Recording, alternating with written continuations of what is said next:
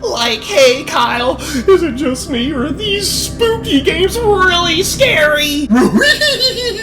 I said scary! That's better! Yeah, zombies, Halloween, this is my time of year. I wear this all year long. Like a real ghost would do. Yeah, instead of the butler did it, Justin did it. You need adults with experience in lying. Say, I look at this and I look at that. What's in the piano? Blah, blah, blah. Even the werewolf's cute. That was great. Let me never hear that ever. That's the sound your finger makes. How do you say Rustin? Rustin? Is that what he sounds like? No, not at all. Does he do that? Hello, I'm Justin. And I'm Kyle. It is that spooky time of year, my favorite time of year, and I am ready to play some spooky games. This episode is all about games that have a spooky horror theme. This is not necessarily on a scale of 1 to 10. Actually, you explain. Yeah, it's games we've played. There you go. What's the criteria? Well, we have to have played them. Yes. If you've seen any of our other game videos, a lot of like the typical standard games aren't on those lists because A, we either haven't played them or we just want to do like maybe some unknown things, some older things that you might be able to get secondhand. Yeah. This is our pick, or mostly your pick, for best spooky games. So, Kyle, what are the rules for this video? Well, first of all, they have to be Halloween-appropriate games that are spooky, and we have to have played them, and games that we also like. Let's start off with the honorable mention. What are some games that people would expect on this list that we actually don't have on this video? Arkham Horror, there's several different versions. Arkham Horror the card game, and just Arkham Horror the board game, and we haven't played those games. We did play the card game, we didn't really enjoy it. It wasn't for us. What didn't you like about it? Because people are going to ask. Mostly, it was very difficult. Like, it was punishing. There was lots of stuff you had to remember and do. It wasn't super memorable. When we were making this list, I thought I hadn't played it yet, but then we were looking at the games we played, and oh, I did play it. We had already gotten rid of it. So when I went to look for it, it wasn't there. Okay. So there's another game that's been around a long time called Fury of Dracula. I've actually heard of that one. Yes! One person plays Dracula. It's 1 versus all. Dracula has all these powers and these hidden movements and stuff like that. He can appear, turn into bats, turn into wolves,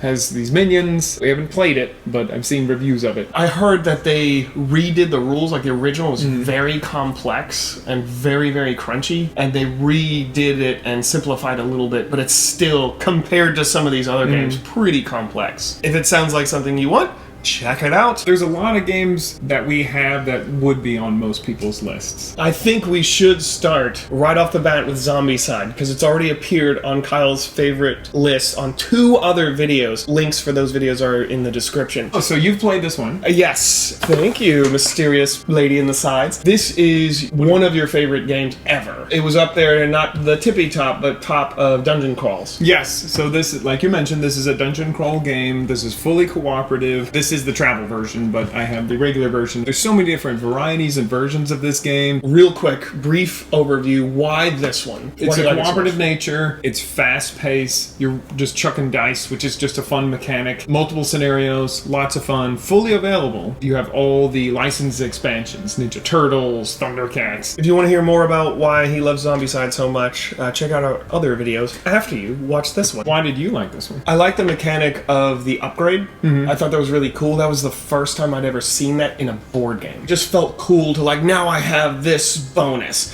Now I can do like a super crit. And you upgrade as you play that scenario. It's not like multiple scenarios. It's like, oh, I finally got that upgrade. It happens during that one scenario. It starts over for the next scenario. Yeah, I really like that aspect of it. And of course, I just like the theme. This is your theme. Yeah, zombies, Halloween. This is my time of year. I wear this all year long. I don't wait till October. As far as our games here, is there a specific order? We're just gonna like grab what we see. Let's go with the lighter ones. This is kind of just a fun little nice game with a painted on theme. The theme isn't super heavy in this one. This is kind of a checkers-like game. You're little cats on a bed and you're booping each other and pushing each other off the bed. Boop means boop, get out of my way. Get out of my way. You push cats. There's an original boop that's this just if 2 kittens jump next to each other and they push each other off, eventually you can push them from the bed. So there is some strategy. There's a lot of strategy. Like checkers meets Go, there is some think ahead strategy. Adapting to the scenario, and then there's a ghost mechanic in this one. Yeah, which is the only thing added to this. You basically have an extra piece that does an extra thing, and that's it. And you don't have to play with it. Yeah, and so it's not different from the original BOOoop at all. No. Other than, like, the art's different, and it's so adorable. It's a good 2-player game. There's another game that just had a spooky theme put onto it, right? The original Patchwork's been around a while. There's several different ones, one for every occasion. There's a Christmas one. I know there's a 4th of July one. Americana. This is a polyomino game. That is an impressive word, my friend. What Thank the you. heck does that mean? You have the Tetris-like pieces, and you're building a quilt. Like polygons. So you have the different pieces, and this has the spooky theme put on it. You got little eyeballs. I also heard they corrected some stuff, like after so much game testing. Some pieces are worth more or less points. They kind of balanced it out a little bit. So this one, if you want to play like a much more balanced version of it, you have to get this one. It's only a few pieces. So you're building the quilt on a board, and then the more you build, or you each have your own board, right? You each have your own, and based on points, and then you buy more pieces based on the currency of the game, which is eyeballs. Yes, so the original one was buttons. You know, I feel like they missed something. Like, it should have been leather, and it could be the Necronomicon that you're patching together. Like, you're sewing a book What of if it's a evil? dead body and you're just putting... It's even worse. You do have a little gravestone as your marker and little pumpkins. Another 2-player game. Yeah. Give me...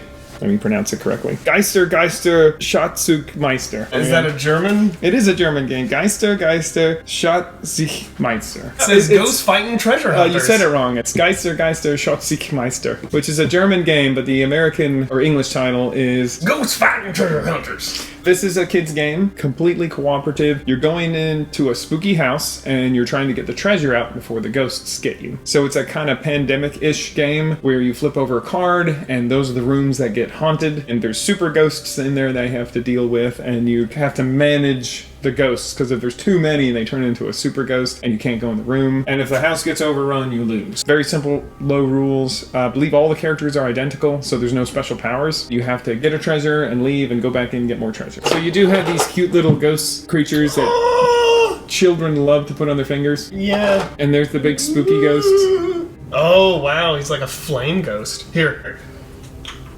There you go. Ah! It's not too hard. You can lose this game if you're not careful. Yeah, you'd have to really let the ghosts overrun you to lose. Right, if you're just trying to run in and get the treasure and not deal with the ghosts, if you're not balancing You're not gonna... It's like Pandemic. Oh, okay. Oop, that guy trying to escape. Wait.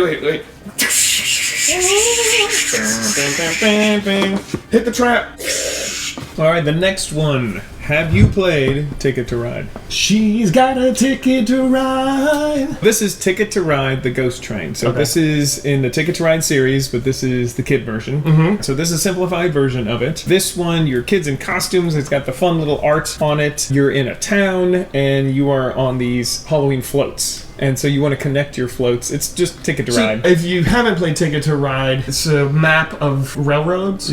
Connecting to different cities or different locations gets you certain amounts of points. You only have so many trains, and you want to use those up, and you get randomly dealt cards. The tickets tell you what you need to connect, and if you're able to connect it, you get those points. The harder ones are worth more points. The easier ones are worth less points. So this is a simplified version, and then it's also spooky. Yes. If you like Ticket to Ride, and you got youngins, so this is a good one to play. Alright, let's talk about this kind of a classic one, I guess you call it, Mysterium. So this one's been around a minute. One person is a ghost that's trying to communicate with the other players. They have to do it silently. They give them these cards that are visions or dreams, and they have to point the players in the right direction about how they died or who the murderer was. You asked me to watch videos of any of the games I wasn't familiar with, and this one made me think of cross between Similo and Clue, because the ghost can't talk, and you're giving them visual clues, like visions of stuff, and then they have to connect the card you give them to what you're trying to tell them. Right. It's similar to Similo, you can misinterpret. It's similar to Clue because you're trying to like put these three things together, like the room, the person, and would you say that's an accurate description? Yes, and there's another game called Dixit, where you're pretty much doing the same thing. You're interpreting a dream. It's kind of like those three put together. And there's lots of expansions for this. You can get many more more of the beautiful art cards. Seems difficult. It's how well the person communicates and how well they know you. It's not all versus one because the ghost is trying to help you figure it out. And it's just a matter of who figures it out first. Right. It's funny because there's a mechanic where you knock on the table like twice for yes or once for no or something like that. Like a real ghost would do. Let's go to the next one. So next is another easy light game. This is Carcassonne. You've played this one before with us. You're making a town. The regular version is competitive. You have your little characters that you put out, and you can score points for roads, you can score points for cities. You're connecting the map in different ways that best suits you. Well, this one is the Mysts over Carcassonne. So you are working together, and there is another element to it where you have this mists. There's ghosts that show up in the mists, and when you finish the mists, then you get rid of the ghosts. You lose if all the ghosts are out on the table, so you have a limited supply of ghosts, so you're working together. This is scenario based. So we've only played the first scenario that just introduces the new rules, but you're all playing individually, but you're working together to try and get so many points before the mist takes over. Now, let's go to your favorites here, the ones you know the best. Horrified. Okay, Horrified. This is the original, which you sadly said you cannot get anymore? You can, but it's expensive. They still have it on Amazon and stuff like that, but it's double the price now. I love Horrified. There's a wonderful all versus the game mechanic. You don't need an app to play the game. It's just card based. It's pretty simple. We've talked about this one before on our best cooperative games, so I'll try to keep this brief. If you've already seen that video, or go watch that video, best cooperative games. It's the Universal, like licensed Universal Studios monsters. So Frankenstein, the Mummy, Invisible Man, Werewolf, all that stuff. And your townspeople, all with different powers, and you go and defeat the monsters. Each monster has a different defeat scenario. You're working together, using your powers, planning stuff out, trying to defeat them. You can make the game more difficult by adding more monsters, and sometimes monsters are harder as combinations. Right. If you blow through it too many times, like, okay, you're fighting all the monsters tonight. And they've made this game several different times. 4 times. This is like a European town, is the map. Then it was the American 1950s, 60s town. Yeah, it's Mothman, it's Sasquatch. The Jersey Devil, all these American ghost stories. But they don't have the Headless Horseman, which is like the American ghost story one. They need to make another one that's... They have El Chupacabra. They do, but like they need to make another one that's colonial, and it's just the Headless Horseman and Headless Horseman related things. I don't know. Then you could be Brawn and Ichabod, and then the newest one they just came out with, which I literally got yesterday. This is, I want to say it's a mixture between cosmic horror, because it has a Cthulhu, it has Sphinx, there's a portal to another dimension, another world where these things are coming out of. Apparently this is standalone, or you can add it to the Mythologies one. And this is World of Monsters. Yes. The new one. Mythologies is the only one that added a game mechanic.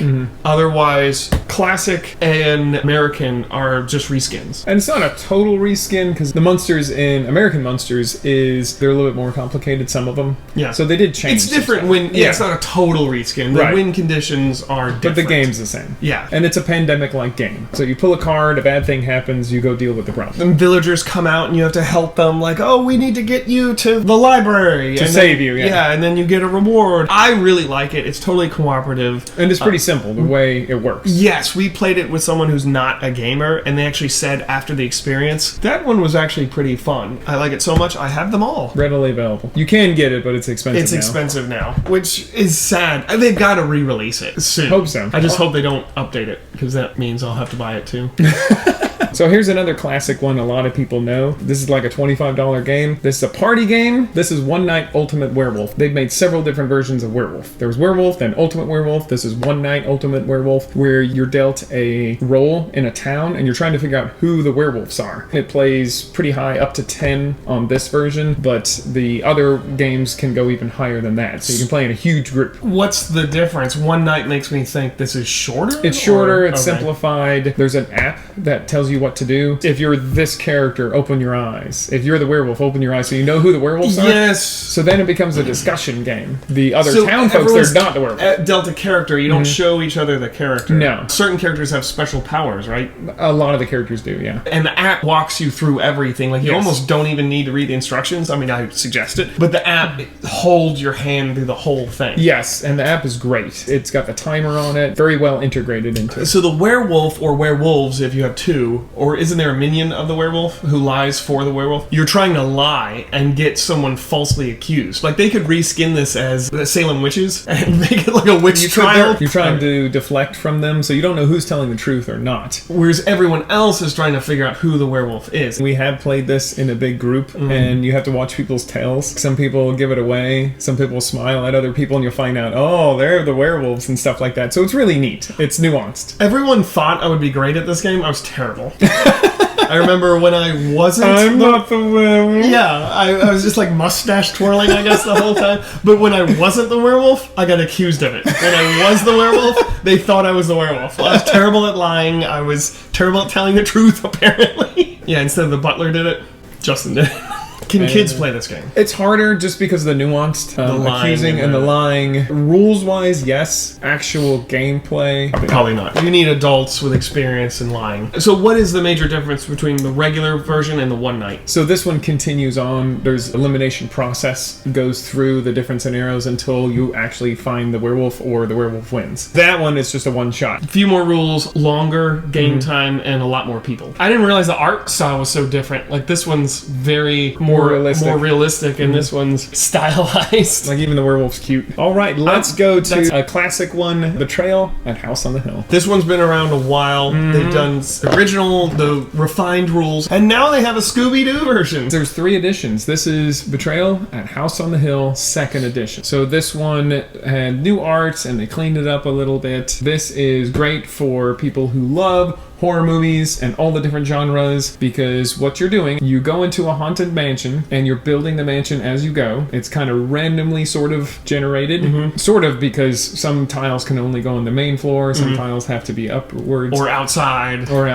And then at some point in the game, the haunt happens, depending on which haunt. And there's many scenarios. Whoever enact the haunt, depending on the scenario, one person at your table becomes the betrayer. And then at that point, they're trying to win the game, and it's the other players versus them. They go off in a separate room and read their new rules, new set of guidelines. The game changes. Now it's a one versus all. Examples of a betrayal is you go crazy and now you're trying to kill everyone, or this was your plan all along and you lured them to the house, or you're possessed by some of it's supernatural, like you're possessed by a ghost. Yeah, it's all the tropes from different movies. Yeah, leaning heavily on movies, classic horror, and also H.P. Lovecraft. And they're all different. So if you don't like playing the bad guy, you can always switch it to someone else. Like, if you're playing with someone in a group who's not great at gaming or is new to gaming, you can always say, okay, I'll do it. It is somewhat predictable, whereas if the haunt happens early, typically the betrayer wins. If the haunt happens later, then typically the other players win. Usually when the betrayer happens, or turns, I guess, or is revealed, you have to go through the house and get certain items. And if the map's already built out, it's easy to do that. It's way easier to move through the rooms. If it's not built out and you're still exploring, you're pretty much boned. There is Widow's Walk, which is an expansion for this. The 3rd edition kind of balanced stuff out, and I think made it easier to be the betrayer. And the Scooby-Doo version is for younger people. It's simplified, streamlined rules. It's same thing. Anyone can be the betrayer, or it actually says you can help your child be the betrayer, so both of you play, and then someone else just plays their character. In this version, whoever the betrayer is, their character either dies or becomes evil, whereas in the Scooby-Doo version, someone else becomes them. Like, if you're playing Scooby, someone else will play Scooby. Scooby doesn't die or become evil. It's just the ghost is out now, and you're playing the ghost. Yeah. And that one's way more streamlined. It's way faster. That was terrible. No, it was great. It was beautiful. You're about to say something. I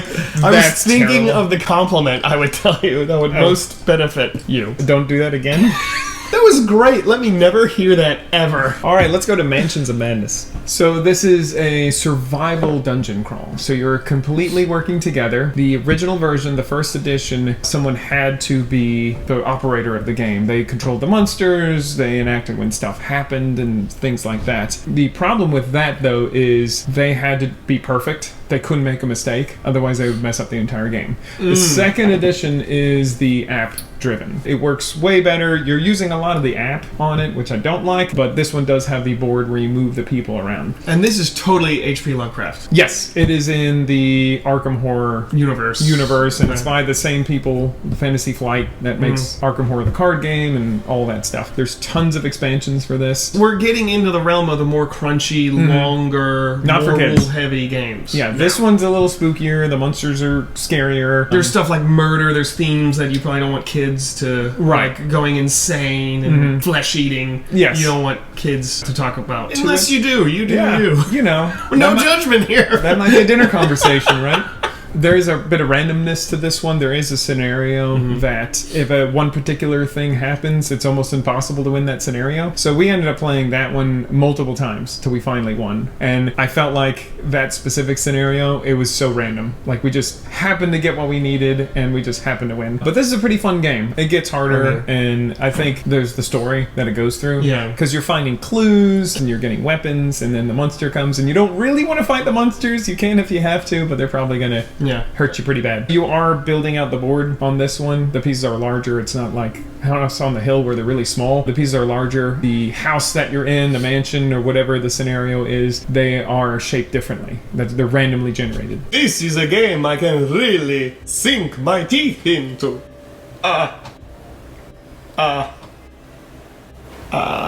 This is about zombies. Survival horror game. This is Dead of Winter. Beautiful art. Excellent production value. We've only played this once with just the two of us, my wife and I. We didn't get the full game experience because there's supposed to be a betrayer mechanic, which isn't in the two-player version, but I feel like I'm getting ahead of myself. What this is a survival horror zombie game. Think The Walking Dead. Okay. So there's different groups. So each player has a group of people. Okay. And you're kind of working together, but you're also trying to make sure your group has what they need. Got it. It's more like you're versus the other players, and then there's zombies in the background doing stuff. There could be a betrayer, and you all have cards that you keep secret. You win the game if this happens and this happens. If all humans beat the game, but you have the most supplies. A couple different expansions for this one. This is another one we need to play in larger numbers because you get that betrayer mechanic if it happens. You might have a betrayer and you may not. Is there something like you can send zombies to someone else? Like, is there kind of a gotcha feature?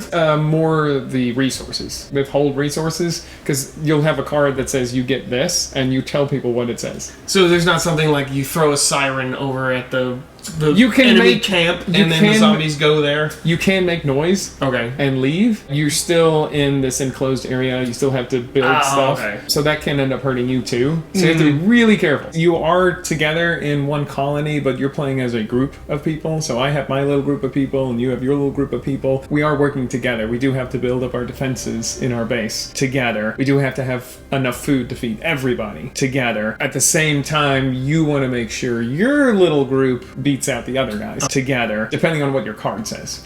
So if you're obsessed with toothbrushes, then you have to win the game with everybody together. So the zombies can't kill everyone, but you also have to have the most toothbrushes or something like that. Let's talk about Last Night on Earth. Was this like when you guys were kind of starting to get in the games? This was the first really big, expansive game I bought as an adult. A zombie survival game. One person is controlling the zombies, and then everyone else is a survivor. Similar to the others, they all have special powers. You can pick up weapons. You want to work together to defeat the person who's controlling all the zombies. I haven't played this one very much because it was pretty crunchy and long. That was my biggest critique. It's one of those games, as you would say, showing its age. There are mechanics in here that people have pretty much foregone in modern game design. It's overkill. For an example, if you shoot a zombie, you roll to see if you shoot. You roll to see if you're successful. And then you roll a third time to see if the gun jams or breaks. Everything. You roll for everything. Yeah, everything is like that. It's like saying, oh, you roll to see if you step with your right foot and without breaking your ankle. Now you have to roll to see if you step with your left foot. Now let's see if you break your ankle. It's not quite that bad, but I see what you mean. And there are, there's cards that the zombies zombies have a burst of energy, and well, I have a card that says the zombies trip. It's a fun game. You're in for the long haul. It's a long game. Not all the scenarios are super long. I think the first one's fairly short, but you have different scenarios and things you have to do. It's got this crazy photograph, but then they paint over it to make it look like... The art style is actors that they took pictures of, and then they kind edit of do a little edit over the photo. It's neat. I'd like to give it a second try now that I have so many other games under my belt. I think I might like it more. Right. Or I might like it less. It's kind of like the precursor to Zombicide in a sense, except that someone has to play the zombies. And it is based on a lot of zombie tropes from movies and stuff like that. Yeah. I just remember, because you said it so many times, it's still burned in my brain. You played the vagabond, Jake Cartwright. Jake Cartwright has a gun. Jake Cartwright's going in the woods. So we always add that role-playing element to it. I forgot about Jake Cartwright. Yeah. This one, at the time, is just a little too much. I'm willing to give this one another try. It's been around a while. I think people still like this one. For a lot of folks, Zombicide replaced this one. Zombicide's much more action-packed. So this one's hard to get. You can still get it on secondhand websites or eBay. And this is so different from everything else we've talked about, because rather than working your brain, it works your finger. This is a dexterity game. I had never heard of dexterity games till I played this with you guys years ago. Dexterity means you're flicking it. It's part of the Flick 'em Up series.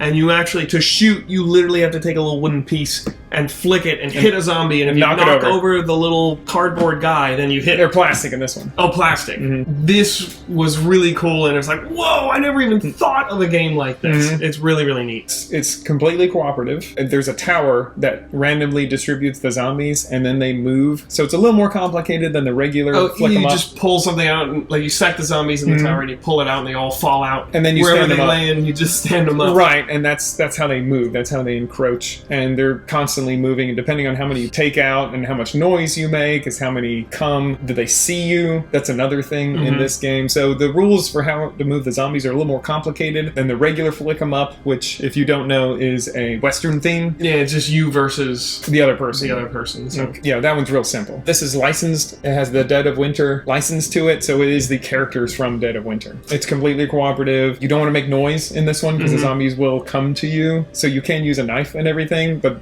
guns are so much fun to shoot them. You can make the town as big as your table. If you're able to get this one and you like Flick 'em Up, definitely try to get this one. Yeah, it was really, really cool. That's the sound your finger makes. Another one that's unavailable. This is a game that was on Kickstarter, not available, but I did want to include it. This is the Shivers. You are a family, and their last name is Shivers. So you're the Shivers family, and there's a haunted house. And Shivers. The Shivers. And you're going into a haunted house, and you have different scenarios. This is a good kids game. The scenarios are pretty goofy, very silly. I notice you're not mentioning the biggest draw. Well, we have to show it, right? The main attraction is that it's a pop-up mansion. Beautiful! And so you build the mansion as you go, and it's scenario-based, so one person has to play the storyteller. There is a small amount of role-playing, but it's not even necessary. You could just say, I look at this, and I look at that. What's in the piano? Blah, blah, blah. And there's cards that go in here for each scenario. So it changes the pictures that your characters have to look at. And you actually like go to a cabinet and open it up and find stuff. There's stuff in there. As you walk around. And one of the cards, you could slip into it, and it changes the background and the pictures, and the person who's playing it tells them what to do in the back. There's also a booklet that they follow along. The GM, I guess you could say. It's like a pop-up book meets one of those old, early video game 8-bit role-playing games. You go in this room, you pick up this bottle, you carry it with you. Oh, your inventory is full. You have to tap on this brick, and you old school video game. So you're doing that with the picture that you have. I check under the table. So it is heavy on the game master. I feel like the players, it's pretty easy and just pop into the game and not know much and be able to play it. But the game master needs to understand the whole story. A little more of the rules. There is some things that they might say, like, I try to break the table, that aren't in the game, and the game master has to improvise. Right, but it's pretty simplistic. This is fairly low on the rules. There's 3 different success dice, a red die, a blue die, and a green die. Yeah, it's like, it worked. It worked so little. Yeah, it backfired. Yeah, okay. It failed. It didn't work. The red die has the least amount of successes on it, so it depends on what your character how difficult it is, and the GM has to decide what it is. Yeah, and they could just say no. It's really simple. The players can just kind of go through it and say, I look at that. I read this note. They almost don't need to be explained any rules. Really. No, and they don't even really need to roll die. But if you the role-playing just adds to it. And there's like zombie skeletons and stuff that come out, and ghosts and vampires, right? And yes, you're in a haunted house that was owned by this witch, and there's a mad scientist in there. There's really kooky characters. It's not scary. It's not gory at all. Very kid-friendly. In fact, this might be the least gamery game that we have. Kind of a niche game. I don't know if this one's for everybody. It's role-playing in the sense of you don't know what the right thing is, so you just kind of try everything. I search under the rug. I open the clock. I go into this room. And when you go in the next room, the game master opens up the next one. Here's the room that's next to that one. Yeah, role-playing in the sense that you have to be a character. Yeah. It's not really even that. It's like you said. It's like, well, what do you do? You're in the room. What do you do? You don't have to say, well, my character has a fancy mustache and he walks like this. And the characters don't have specific powers, right? They kind of do. They do, okay. Like the dad, Mr. Shivers, Riley Shivers, he's strong. So if it has anything to do with strength, which the game master determines, then he gets the better die. One of the characters is more musically gifted. So if you have to play the piano, which there's a little piano that happens in a lot of the scenarios, he gets the better die. And then sometimes the game master can just decide, oh, you succeed. You don't have to roll. You don't have to, okay. A lot of prep work for the game master, like most games. Yeah, but not a ton. Like when you think of prep work for a D&D, it's not even close to that. You can do it in a few minutes. Read the scenario. Yeah. Take a few notes. You take a few notes, make sure you know what's going to happen, make sure you know what's in what room, and then you can go. And there's not a ton of rooms. It's not like there's hundreds of rooms where you have to remember everything. Like a lot of Dungeon Master, Game Master type of games, it's not you versus the characters, it's you're facilitating the story. Yes, you want them to succeed. It's more about getting them to have a good time. Yes, like I've already mentioned, it's pretty silly. Like the scenarios are kind of goofy. We should bring the kids over and try this one. Do you think? They have to pay attention. Okay. So that was one thing, trying to get our kids, hey, you gotta watch, because I just explained this. I read the paper, because like one of our children would say, my character reads the letter and it tells them important things they need to know, but then the other child wasn't even paying attention because they were spitting on the floor. Yeah. And it's like, pay attention. Okay. So, and also just being careful. One critique I would have is it's kind of small. Like to move your characters around. Anytime somebody bumps this, all of them fall down. Like the bases should have been twice the size. That's a small critique. And the other thing is just this is small to move around. Because some scenarios say who's closest to the right. Like the monster comes from this side. So it is specific where they go, which was difficult for us because every time someone moved it closer to them to look at the painting or whatever, because you have to visually look at it, which is part of the cool thing, all the characters would fall down. So that was a pain. Currently, it's available on the website, theshiversgame.com. So here's another game you can't get anymore. So you played this one recently, Monster Slaughter. You are a family of monsters. A lot of them are classic monsters, like vampires, werewolves, mummies, and stuff like that. There's a mom, dad, and a kid. Each family has its own specific power, but then like the dads are usually the strongest, the moms are in the middle, and the kids are the weakest but the fastest. Yeah, they can move the most. A strategic game, it is a versus game, but not directly. You're like using the humans to force them to do something bad to another person, but you're also trying to scare the humans and get them in certain rooms or find certain things. So the story is you're a family of monsters. The code of monsters does not allow you to attack directly, so you have to use the humans. There's anti-vampire cards, there's anti-mummy cards, there's for each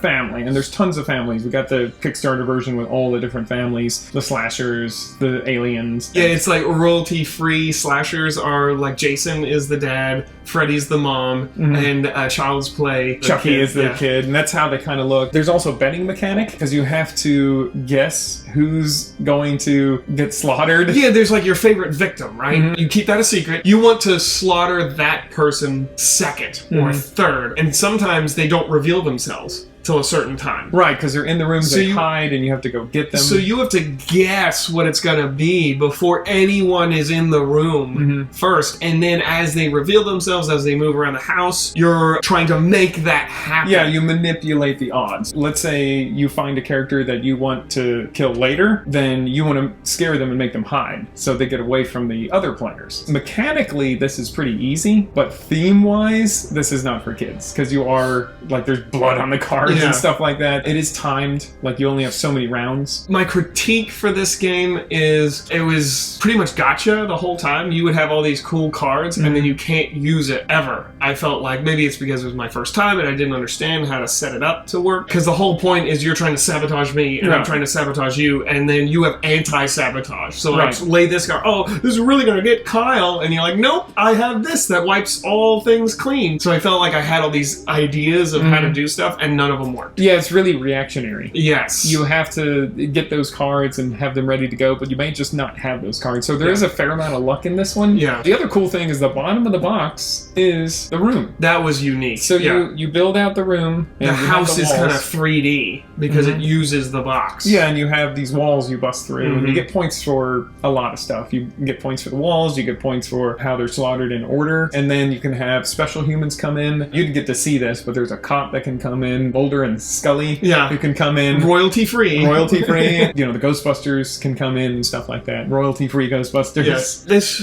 time of year rolls around. What is the one game you're like, this is my favorite, I gotta play this one?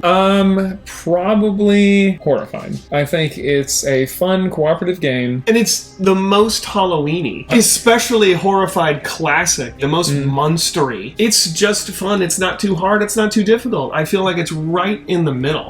It's like playing an old Universal Studios Monsters movie. I really like Zombicide too. What do you think makes a good scary game? It's got to be the theme. We had so many different types of games. We had the psychic ghost games. We had the ghost fighting treasure. You had the Ticket to Ride, which is more of a painted on theme. I'd say this one, the theme is the game. Like, you couldn't do this game without the theme. Yeah. It would just be pandemic. The theme is so entrenched in this one, so I feel like this is probably the best one. If you're only going to buy one off this list, get one of the Horrifieds. Which ones did we miss? What are your favorite spooky Halloween games? This was just our list. There's way more out there. We had more of the simpler games, the quicker, more family-friendly games, but there's some crunchy ones out there. Let us know down in the comments what your favorite Halloween game is. If you feel we've earned your subscription, give that little subscribe button a little tickle, or a poke, or stab. Bite it on the neck. Now get out of here, you crazy kids, and play some games.